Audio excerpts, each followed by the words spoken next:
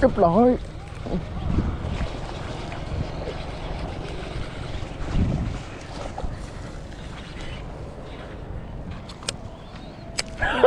ไอหนึ่ง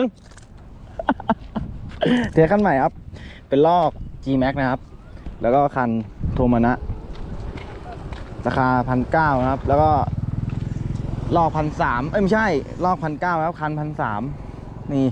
เพิ่งซื้อมาเลยไม่คันเก่าตกน้ำ ก็เลยซื้อคันใหม่มาครับก็ได้ไปแล้วนะครับ1 แต้ม